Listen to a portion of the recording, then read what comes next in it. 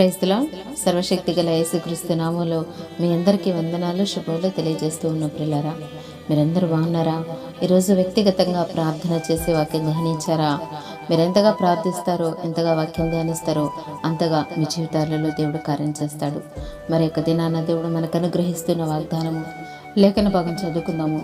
యోబు గ్రంథము 22వ అధ్యాయము 23వ వాక్యము.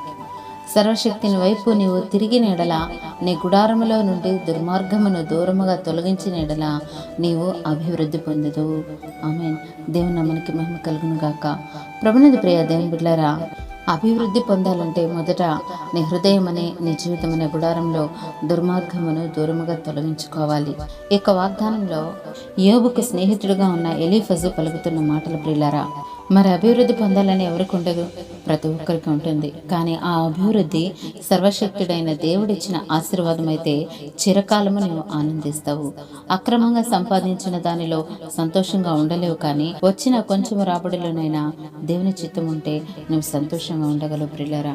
ప్రభునందు ప్రియ దేవుని బిడ్డ, ఒక దినము ఇవన్నీ విడిచి వెళ్ళవలసినది. మనకు అభివృద్ధి ఉందా లేదా అని ఆలోచించకంటే కూడా ఆయన సన్నిధిలో యోగ్యులముగా ఉన్నామా లేమా అని ఆలోచించు. నీ వెంట అభివృద్ధి పరిగెట్టబోతుంది. అది ఈ లోకంలో మనం జీవించినప్పుడు మాత్రమే ఆలోచించగలం. ప్రియ సహోదరి సహోదరుడా, మనము దేవుని దృష్టికి యోగ్యులమా కాదా అని ప్రశ్నించుకొని సిద్ధపడు.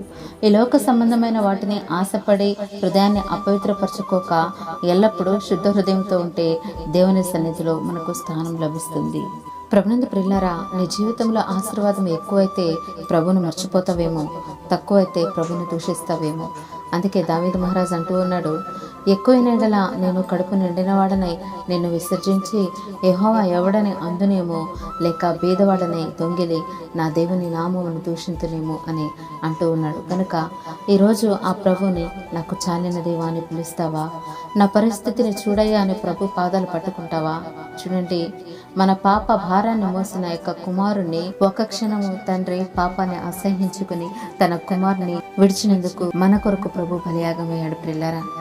మరి నువ్వు ఎన్ని మార్లు, ఎన్ని చోట్ల, ఎన్ని పరిస్థితుల్లో ప్రభును పక్కన పెట్టేసావో గుర్తు తెచ్చుకో. క్షమించు అని రోధించు, ప్రార్థన చే, ఆ దుర్మార్గమును విడిచి దూరముగా తొలగిపో. అభివృద్ధిని వెంట వస్తూ ఉంది. అటు కృప ప్రతి ఒక్కరికి, ఈ వాగ్దానం విన్నవారికి మీ యొక్క రాబడినంతటిని ప్రభు ఆశీర్వదించి చాలిన దేవుడుగా మీ పట్ల ఉండి కాపాడును గాక. దేవుడు మిమ్మల్ని, మీ కుటుంబాలను ఆశీర్వదించును గాక. ఆమేన్. God bless you all.